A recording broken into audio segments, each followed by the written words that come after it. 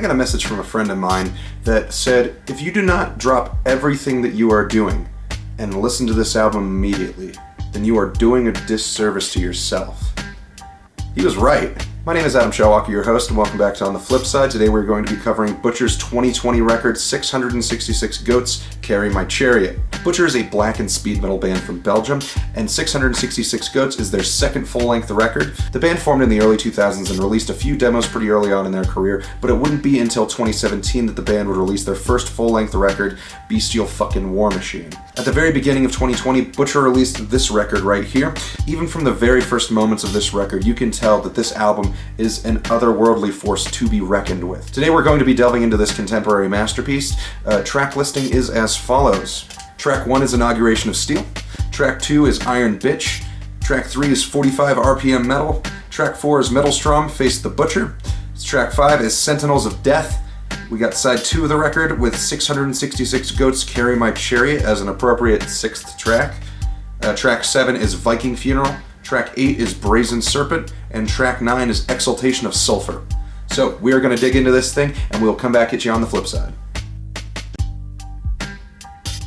Okay guys, we're back with side 1 of the record. First track on the record is Inauguration of Steel. This opening track on this record provides this really nice, ominous, effects-heavy guitar track into these really large, epic riffs that sort of soar over the top of this track in a really brilliant fashion that lead into the first full-length song on the album, Iron Bitch, which is track 2 on the record, but the first full-length song is like a minute long or so opening track that just kind of sets the tone for the record.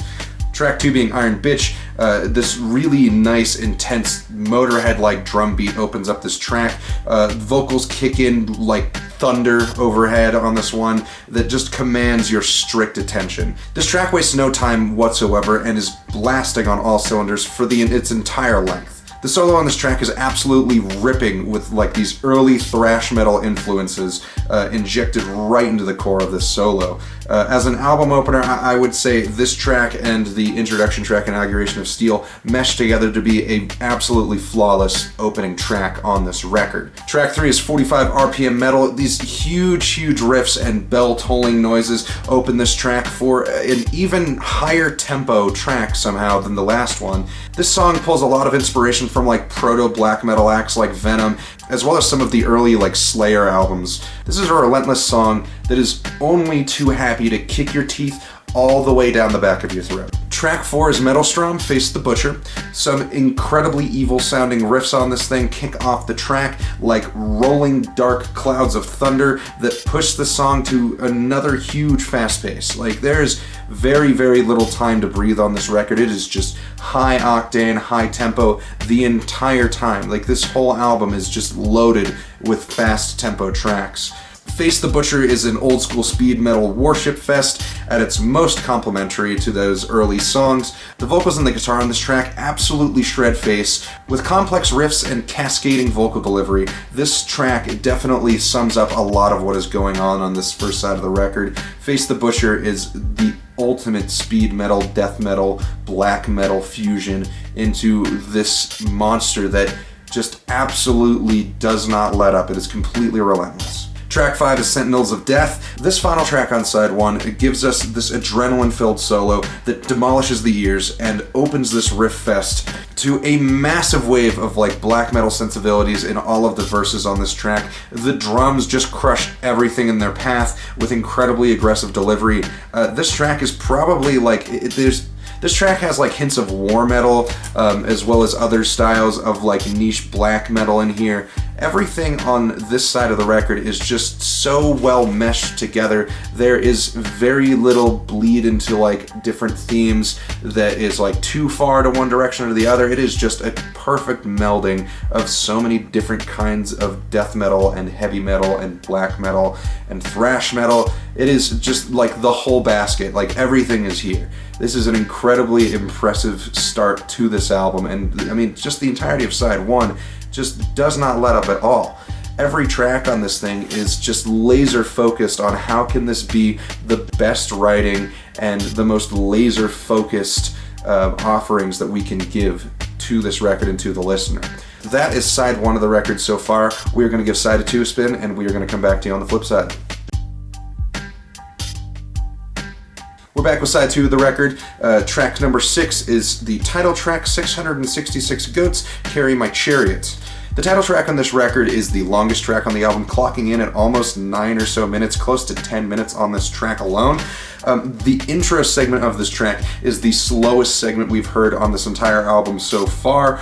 Massive epic instrumentation just soars over the entirety of this intro segment here into a huge tempo increase that audibly sounds like you are being pulled feet first into the bowels of hell. This black metal heavy segment breaks into a slightly slower segment with even heavier vocals. The guitar work adds to the immensity of this track exponentially here. We get another slower swaying segment with more vocal fire, just igniting this guitar solo that is like this sort of Bark at the Moon era Ozzy Osbourne style, like Jakey Lee guitar tone and everything. There's a riff here that is actually very similar to one of the riffs off of Bark at the Moon if you listen to it close enough. And this guitar tone is just like, it's perfect. It fits the track super well, and I don't think they could have gone with any other better direction here. It is just the perfect blend of that heavier metal from the 80s mixed with some of like the darker roots that metal would take during the 90s. The proto-metal influences of like Black Sabbath are littered all over this track during the slower segments as well. It is just like this power speed metal worship fest on this track.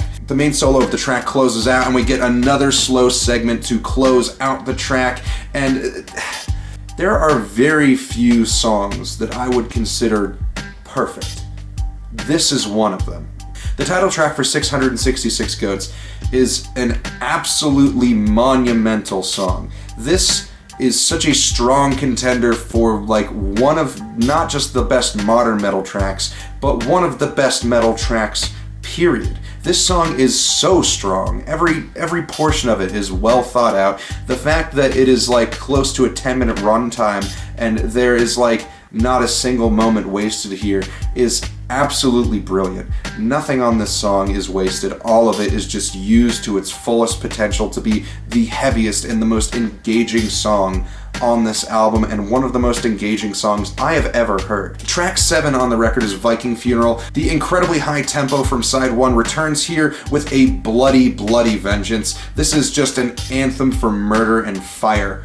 The riffs are hellish, the drums are brutal, and the vocals are spitting poison all over this track. It's a much shorter offering than the last track and one of the shorter songs on the record, but it absolutely just spits fire onto this album as well. Track 8 on the record is Brazen Serpent. A heavy black metal style guitar track leads the song into a lot of very thrashy riffs. This is by far the closest you'll get to like straight black metal anywhere on the record. There are some like thrash metal like style solos on this thing and like more heavy metal influences that creep into the track later on, but the majority of this track is like a very heavy black metal style on this thing. It is a crushing experience that really helps pull together the entire record brilliantly. The final track on the record is track 9, Exaltation of Sulfur. At the beginning of this record we had like one of these shorter intro tracks, and they've done the same thing for the ending of the album here. Just another like minute or so long track. This one consisting of this really wonderfully beautiful acoustic guitar track that closes off the album perfectly. It's almost got like these sort of hints of like folk metal, except done tastefully instead of poorly and trashy.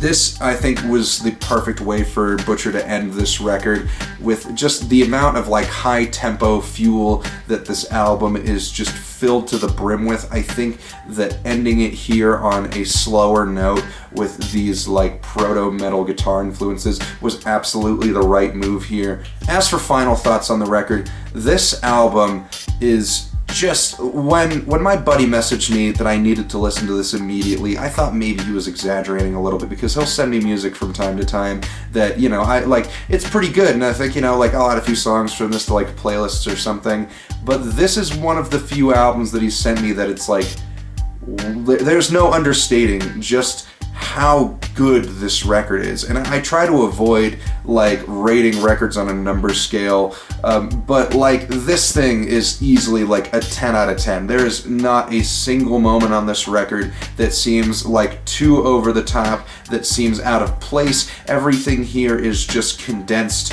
to the most potent form of visceral speed metal. This is an amazing, amazing record. And if you have not listened to 666 Goats Carry My Chariot by Bütcher, then you should absolutely go listen to it immediately, because you are in fact doing yourself a disservice by not listening to it immediately. This thing is flawless. You will not find a better offering of this kind of metal anywhere in the modern world. It's like these guys were frozen in a block in 1984 and were thawed out and were just like unleashed upon the world. Everything here is just so goddamn good.